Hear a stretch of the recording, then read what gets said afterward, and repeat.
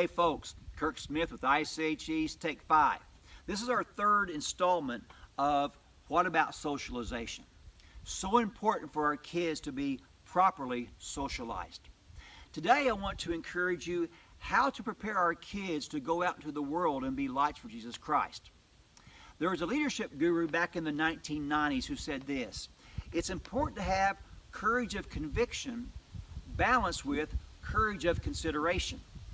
What does that mean? We want our kids to be courageous in their convictions. How does that happen? Well, number one, the Bible says in Proverbs 14:26 that the fear of the Lord gives confidence. When our kids fear God, it gives them confidence before man. Secondly, it's important to embrace who our kids are so they can embrace their own individuality, their own skills, their own personality. Thirdly, it's important for us to teach our kids not just what they believe, but why they believe it. That's why we do a lot of worldview stuff, both with our curriculum, with Summit, with Worldview Academy.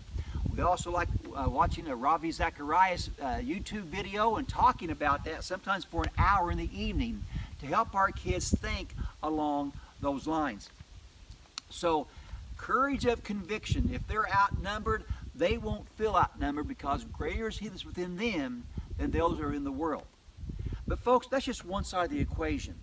The other side is to have the courage to give consideration to other people. And that can be more challenging because sometimes, let's face it, not just Christians, but especially homeschool Christians can be very judgmental. And so we want to meet people where they're at. As I shared at our last installment, that people are made in the image of God. Even if they are sinful or reprobates, because of that, we should respect them and give them to confirm who they are as an individual.